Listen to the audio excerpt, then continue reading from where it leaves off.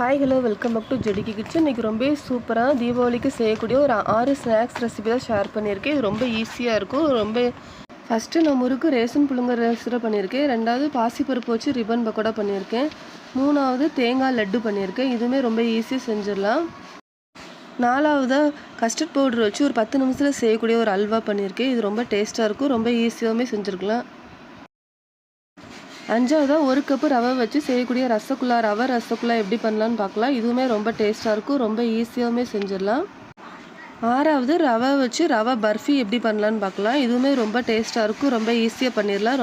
எல்லாருமே விரும்பி சாப்பிடுவாங்க. Hi hello welcome back to ஜெடிக்கி கிச்சன். இன்றைக்கி ரேஷன் புழுங்கல் அரிசி இருந்தால் ரொம்பவே சூப்பரான அந்த முறுக்கு செஞ்சு பாருங்கள். இது ரொம்ப ஈஸியாக செஞ்சிடலாம். டேஸ்ட்டுமே ரொம்ப நல்லாயிருக்கும். எல்லாருமே ரொம்ப விரும்பி சாப்பிடுவாங்க. நீங்களும் ஒரு ட்ரை பண்ணி பார்த்துட்டு உங்களோட ஃபீட்பேக்கை மறக்காமல் எனக்கு ஷேர் பண்ணுங்கள். நான் அதுக்காக மெஷரிங் கப்புக்கு 2 கப் அளவு ரேஷன் புழுங்கல் அரிசி எடுத்திருக்கேன். அதை ஒரு 4லேருந்து 5 டைம் நல்லா வாஷ் பண்ணிக்கோங்க. நல்லா வாஷ் பண்ணதுக்கப்புறமா கொஞ்சம் தண்ணி சேர்த்து ஒரு 4 மணி நேரத்துக்கு நல்லா ஊற வச்சுக்கோங்க. இந்த மாதிரி ஊற வச்சுக்கிறேன். ஒரு மிக்ஸி ஜாரில் மெஷரிங் கப்புக்கு 2 கப் அளவு பொட்டுக்கடலை ஆட் பண்ணியிருக்கேன். 2 கப்பு அரிசிக்கு 2 கப்பு பொட்டுக்கடலை கரெக்டாக இருக்கும். இதை நல்லா ஃபைனாக அரைச்சி எடுத்துக்கோங்க. இந்த மாதிரி நல்லா ஃபைனாக அரைச்சதுக்கப்புறமா அதை நல்லா சளிச்சு எடுத்துக்கிறேன். அப்போ தான் நம்மளுக்கு இந்த மாதிரி குருணை எதுவும் இருந்தாலும் நம்மளுக்கு கிடச்சிரும். நான் இந்த மாதிரி நல்லா சளிச்சு எடுத்துக்கிட்டேன். இப்போ எனக்கு அரிசி நல்லா ஊறிட்டு 4 மணி நேரத்துக்கு அப்புறமா நான் அது ஒரு மிக்ஸி ஜாருக்கு மாற்றிக்கிறேன். கொஞ்சமாக தண்ணி சேர்த்து நல்லா எந்தளவுக்கு நமக்கு ஃபைனாக அரைக்க முடியுமோ அந்தளவுக்கு நல்லா ஃபைனாக அரைச்சி எடுத்துக்கோங்க. கொஞ்சம் கொஞ்சமாக அரிசி சேர்த்து ஒரு 2-3 பேட்சாக நல்லா ஃபைனாக அரைச்சி எடுத்துக்கோங்க. நம்ம அரைச்சதை பொட்டுக்கடலை மாவு கூட சேர்த்து ஆட் பண்ணிக்கலாம். இந்த மாதிரி 3 பேட்சாக கொஞ்சம் கொஞ்சமாக நான் அரைச்சி எடுத்துக்கிறேன். நிறைய தண்ணி சேர்த்து அரைச்சிடாமல் கொஞ்சமாக தண்ணி சேர்த்து இந்த மாதிரி நல்லா இந்த பதத்துக்கு அரைச்சி எடுத்துக்கோங்க. இப்போ நம்ம அரைச்சது பொட்டுக்கடலை மாவு கூட சேர்ந்து நல்லா ஃபைனாக இந்த மாதிரி நல்லா பசைஞ்சு எடுத்துக்கோங்க. இந்த டிஷ்ஷுக்கு தேவையான அளவு உப்பு ஆட் பண்ணிக்கோங்க. நான் கொஞ்சமாக பெருங்காயத்தூள் ஆட் பண்ணிக்கிறேன். கொஞ்சமாக எள்ளு ஆட் பண்ணிக்கிறேன். நீங்கள் ஓமம் கூட இருந்தால் கூட நீங்கள் ஆட் பண்ணிக்கலாம். நல்லா பசைஞ்சு எடுத்துக்கோங்க. எனக்கு கொஞ்சம் தண்ணி கம்மியாக இருந்துச்சு. அதனால் நான் கொஞ்சமாக தண்ணி இந்த மாதிரி தெளித்து கொஞ்சம் நல்லா பசைஞ்சு எடுத்துக்கிறேன். கொஞ்சமாக சில்லி பவுடர் ஆட் பண்ணிக்கிறேன். சில்லி பவுடர் ஆட் பண்ணிவிட்டு நல்லா மிக்ஸ் பண்ணிக்கோங்க. மாவு இந்தளவுக்கு சாஃப்டாக இருக்கிற அளவுக்கு நல்லா பசைஞ்சு எடுத்துக்கோங்க. இடியாப்ப குழலில் லைட்டாக எண்ணெய் தடவிட்டு முறுக்கு வச்சு போட்டுட்டு இந்த மாதிரி கொஞ்சமாக மாவு எடுத்து உள்ளே வச்சுக்கோங்க. இந்த மாதிரி கரண்டி இருந்தால் இந்த மாதிரி வச்சு இந்த மாதிரி நம்ம முறுக்கு புழிஞ்சு எடுத்துக்கோங்க. இந்த மாதிரி கரண்டியில் புழியும் போது அது நம்ம போட்டு எடுக்கிறதுக்கு நமக்கு ரொம்ப ஈஸியாக இருக்கும். இதே மாதிரி எல்லா மாவையும் நல்லா புழிஞ்சு எடுத்துக்கோங்க.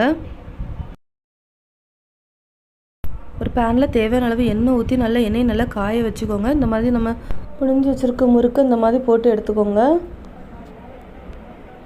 ஒரு பக்கம் வந்ததுக்கப்புறமா திருப்பி போட்டு இன்னொரு பக்கமும் கொஞ்சம் நல்லா வேக வச்சுக்கோங்க. 2 பக்கமும் வந்ததுக்கப்புறமா அதை பிளேட்டுக்கு மாற்றிக்கோங்க. இதே மாதிரி எல்லா முறுக்கையும் இதே மாதிரி சுட்டு எடுத்துக்கோங்க.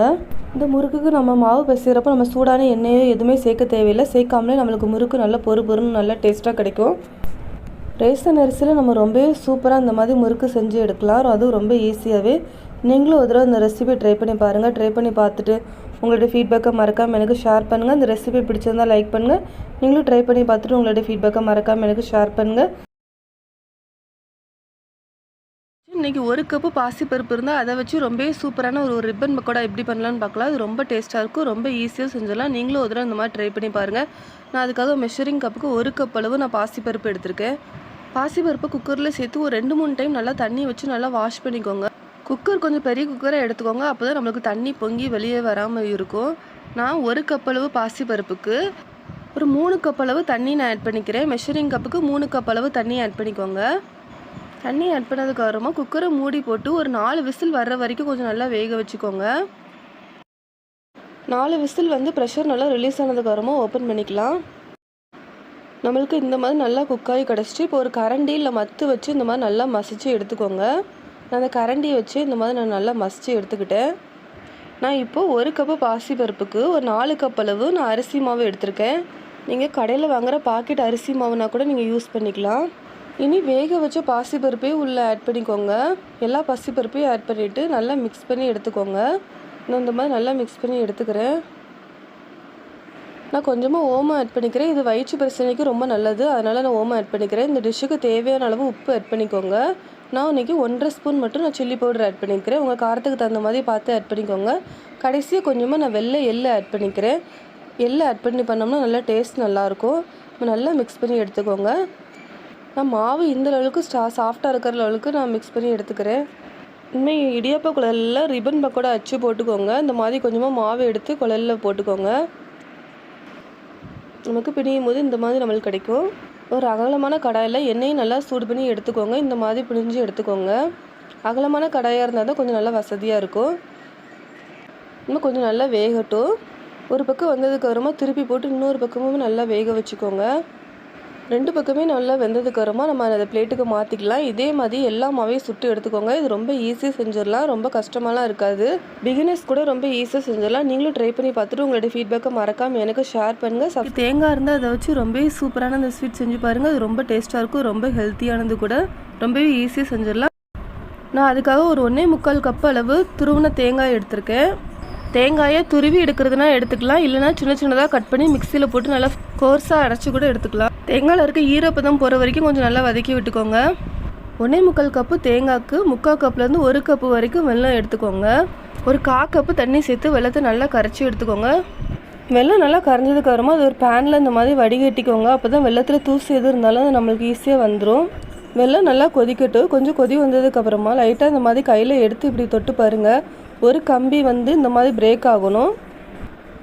இந்த மாதிரி பிரேக் ஆனதுக்கப்புறமா நம்ம வறுத்து வச்சுருக்க தேங்காயை உள்ளே ஆட் பண்ணி நல்லா மிக்ஸ் பண்ணி விட்டுக்கோங்க. நான் இந்த மாதிரி நல்லா மிக்ஸ் பண்ணி எடுத்துக்கிறேன். இது செய்கிறதுக்கு ஒரு 10 நிமிஷம் போல் தான் ஆகும். ஆனால் டேஸ்ட் ரொம்ப நல்லாயிருக்கும். எல்லாருமே ரொம்ப விரும்பி சாப்பிடுவாங்க. நல்லா மிக்ஸ் பண்ணதுக்கப்புறமா நான் ஒரு 2 ஏலக்காய் அந்த மாதிரி இடித்து வச்சுருக்கேன். அதையும் உள்ள ஆட் பண்ணிக்கலாம். ஒரு 1.5 ஸ்பூன் அளவு நெய் இந்த மாதிரி ஆட் பண்ணிக்கிறேன். நல்லா கிளறி விட்டுக்கோங்க. நீங்கள் இந்த ஸ்டேஜில் சின்னதாக நட்ஸ் கூட குட்டியாக கட் பண்ணி ஆட் பண்ணிக்கலாம். அப்போது டேஸ்ட் ரொம்ப நல்லாயிருக்கும். நல்லா ஈரப்பதம் எல்லாம் நல்லா போனதுக்கப்புறமா கொஞ்சமாக கையில் எடுத்து இந்த மாதிரி உருட்டி பாருங்கள். நம்மளுக்கு உருண்டை பிடிக்க கரெக்டாக வந்துச்சுன்னா நம்மளுக்கு கரெக்டான ஸ்டேஜில் இருக்குன்னு அர்த்தம். ஒரு பிளேட்டுக்கு மாற்றிக்கோங்க. கையில் லைட்டாக நெய் தடவிட்டு இந்த மாதிரி குட்டி குட்டி உருண்டையாக இந்த மாதிரி பிடிச்சி எடுத்துக்கோங்க. இதே மாதிரி எல்லா உருண்டையும் பிடிச்சி எடுத்துக்கோங்க. நீங்களும் ரொம்பவே சூப்பரான இந்த ரெசிபி ட்ரை பண்ணி பாருங்கள். ட்ரை பண்ணி பார்த்துட்டு உங்களோட ஃபீட்பேக்கை மறக்காமல் எனக்கு ஷேர் பண்ணுங்கள். இந்த ரெசிபி பிடிச்சிருந்தால் லைக் பண்ணுங்கள். நீங்களும் ட்ரை பண்ணி பார்த்துட்டு உங்களோட ஃபீட்பேக்கை மறக்காமல் எனக்கு ஷேர் பண்ணுங்கள். இன்னைக்கு கலர் எதுவும் சேர்க்காமல் ஒயிட் சுகர் எதுவும் ஆட் பண்ணாமல் ரொம்பவே சூப்பராக ஒரு 5 நிமிஷத்தில் செய்யக்கூடிய ஒரு அல்வா செய்ய போகிறோம். அது ரொம்ப ஈஸியாக இருக்கும். எல்லாருமே ரொம்ப விரும்பி சாப்பிடுவாங்க. நீங்களும் ஒரு தடவை இந்த மாதிரி ட்ரை பண்ணி பாருங்கள். உங்கள் குட்டி ஸ்வீட் கேட்டாங்கன்னா சட்டுன்னு செய்யக்கூடிய இந்த ஸ்வீட் செஞ்சு கொடுங்க. அதுக்காக ஒரு 2 கப் அளவு வெல்லம் எடுத்திருக்கேன். 2 கப்பு வெல்லத்துக்கு 1 கப் அளவு தண்ணி ஆட் பண்ணிக்கோங்க.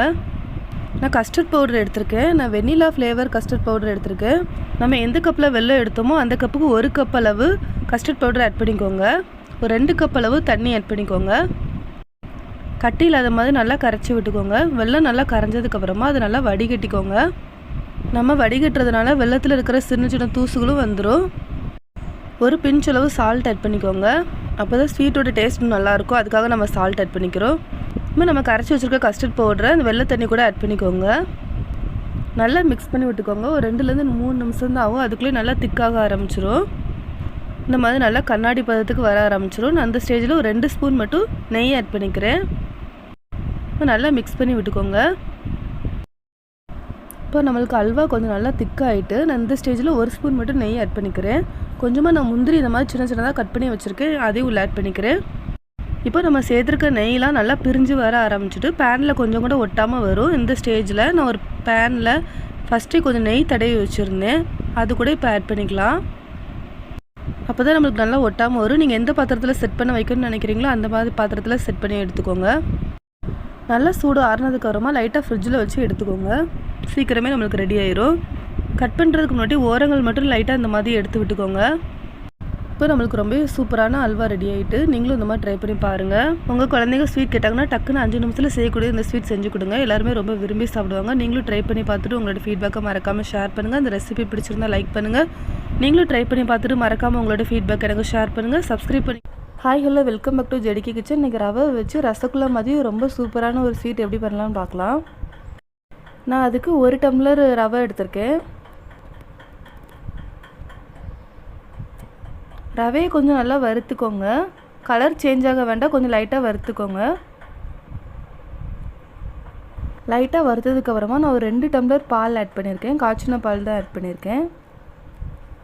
இந்த ஸ்வீட் செய்கிறதுக்கு நம்மளுக்கு ஒரு 10 நிமிஷம் போல தான் ஆகும். டேஸ்ட்டான ரொம்பவே சூப்பராக இருக்கும்.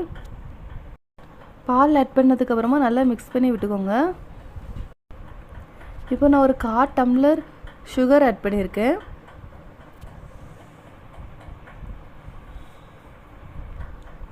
சுகர் ஆட் பண்ணதுக்கப்புறமா நல்லா மிக்ஸ் பண்ணி விட்டுக்கோங்க.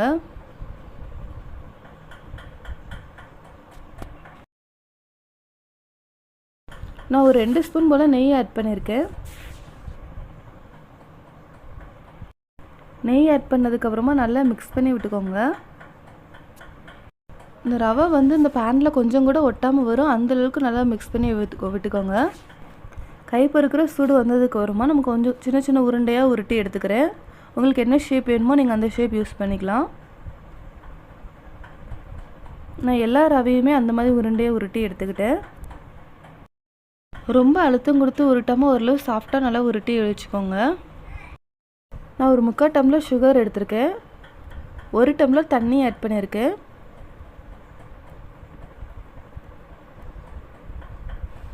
கம்பி பதம் எதுவும் தேவையில்லை. ஒரு 2 ஏலக்காய் இடித்து வச்சுருக்கேன், அதையும் ஆட் பண்ணிக்கிறேன்.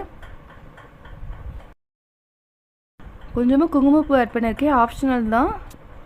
சுகர் சிரப் நல்லா பிசுக்கு பதம் வந்ததுக்கப்புறமா நம்ம உருண்டை பிடிச்சி வச்சுருக்க ரவையெல்லாம் ஆட் பண்ணிக்கலாம். ஒரு 10லேருந்து 15 நிமிஷம் மூடி போட்டு நல்லா வேக வச்சுக்கோங்க.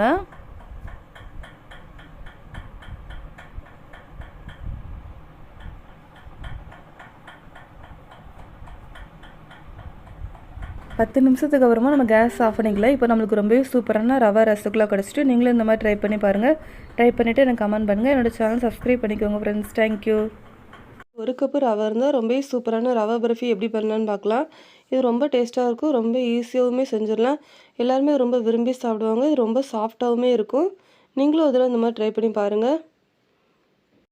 நான் அதுக்காக ஒரு 1/4 கப்பில் நெய் எடுத்திருக்கேன். நீங்கள் வாசனை இல்லாத எண்ணெய் கூட யூஸ் பண்ணுறதுனா யூஸ் பண்ணிக்கலாம். 1/4 கப்பு நெய்யில் 3/4 மட்டும் இப்போ சேர்த்துக்கோங்க. 1/4 நெய்யை மட்டும் தனியாக வச்சுருங்க. 1 கப் அளவுக்கு நான் வெள்ளை ரவை எடுத்திருக்கேன். வெள்ளை ரவை இந்த மாதிரி சின்ன வெள்ளை ரவையை பார்த்து எடுத்துக்கோங்க. ரவை ஆட் பண்ணதுக்கப்புறமா நல்லா வாசனை வர வரைக்கும் நல்லா வறுத்து விட்டுக்கோங்க. கலர் சேஞ்ச் ஆகக்கூடாது. நல்லா ஓரளவு வாசம் வர்ற வரைக்கும் கொஞ்சம் நல்லா வறுத்துக்கோங்க. நான் இந்தளவுக்கு நல்லா வறுத்துக்கிட்டேன். 1 கப்பு ரவைக்கு ஒரு 1/4 கப் அளவு தேங்காய் இந்த மாதிரி துருவி அதை லைட்டாக வறுத்து வச்சுருக்கேன். அதையும் உள்ளே ஆட் பண்ணிக்கிறேன். தேங்காயை வறுத்துட்டு ஆட் பண்ணால் கொஞ்சம் நாளைக்கு நம்மளுக்கு கெட்டு போகாமல் இருக்கும். ஒரே ஒரு ஸ்பூன் மட்டும் நான் பால் பவுடர் ஆட் பண்ணிக்கிறேன். இது ஆப்ஷனல் தான். 1 கப்பு ரவைக்கு 1 கப்பு சுகர் ஆட் பண்ணிக்கோங்க. ஒரு 1/2 கப்பு தண்ணி சேர்த்து வெல்லத்தை நல்லா காய்ச்சி எடுத்துக்கோங்க. வெல்லம் நல்லா கரைஞ்சது வந்ததுக்கப்புறமா இந்த மாதிரி கையில் எடுத்து இப்படி செக் பண்ணி பாருங்கள். ஒரு கம்பி மாதிரி வந்து இந்த மாதிரி பிரேக் ஆகணும். இதான் ஒரு கம்பி பதம் சொல்லுவாங்க. இந்த ஸ்டேஜில் நம்ம வறுத்து வச்சுருக்க ரவையை உள்ளே சேர்த்து நல்லா மிக்ஸ் பண்ணி விட்டுக்கோங்க. நான் ரவையை சேர்த்து நல்லா மிக்ஸ் பண்ணி விட்டுக்கிறேன். ஒரு பிஞ்சு மட்டும் சால்ட் ஆட் பண்ணிக்கோங்க. 2 ஏலக்காய் இடித்து உள்ளே ஆட் பண்ணிக்கோங்க. இனி நம்ம மிச்சம் வச்சுருக்க நெய்யும் உள்ளே சேர்த்து நல்லா இந்த மாதிரி கலரி இறக்கிக்கோங்க. நீங்கள் எந்த பாத்திரத்தை செட் பண்ண நினைக்கிறீங்களோ அந்த பாத்திரத்தில் ஃபஸ்ட்டே நெய் அல்லது எண்ணெய் தடவி வச்சுக்கோங்க. அதுக்கப்புறம் இந்த மாதிரி செட் பண்ணிக்கோங்க. இந்த மாதிரி சேர்த்து நல்லா இந்த மாதிரி சமப்படுத்தி விட்டுக்கோங்க. மேலே உங்களுக்கு பிடிச்ச நட்ஸ் இந்த மாதிரி குட்டி குட்டியாக கட் பண்ணி ஆட் பண்ணிக்கலாம். இல்லைனா டூட்டி ஃப்ரூட்டி கூட நீங்கள் ஆட் பண்ணிக்கலாம். உங்களுக்கு பிடிச்சது எதுனாலும் ஆட் பண்ணிக்கோங்க. கொஞ்சம் ஆறுனதுக்கு வருமா இந்த மாதிரி லைட்டாக கட் பண்ணி வச்சுக்கோங்க. நம்ம ஒரு 1 மணி நேரம் கழித்து இந்த மாதிரி நல்லா பீஸ் போட்டு எடுத்துக்கலாம். இந்த ரவா பர்ஃபி ரொம்பவே ஈஸியாக செஞ்சிடலாம். செய்கிறதுக்கு ஒரு 10 நிமிஷம் போல தான் ஆகும். டேஸ்ட் ஆனால் ரொம்பவே நல்லாயிருக்கும். நீங்களும் ஒரு தடவை இந்த மாதிரி ட்ரை பண்ணி பாருங்கள். நான் இந்த ரவா பர்ஃபி இப்போ உடச்சி கட்டுறது எவ்வளோ சாஃப்ட்டாக இருக்குது பாருங்கள். நீங்களும் ஒரு தடவை ட்ரை பண்ணி பார்த்துட்டு உங்களோட ஃபீட்பேக்கை மறக்காமல் எனக்கு ஷேர் பண்ணுங்கள். இந்த ரெசிபி பிடிச்சிருந்தா லைக் பண்ணுங்கள். நீங்களும் ட்ரை பண்ணி பார்த்துட்டு உங்களோட ஃபீட்பேக்கை மறக்காமல் எனக்கு ஷேர் பண்ணுங்கள். சப்ஸ்கிரைப் பண்ணிக்கோங்க.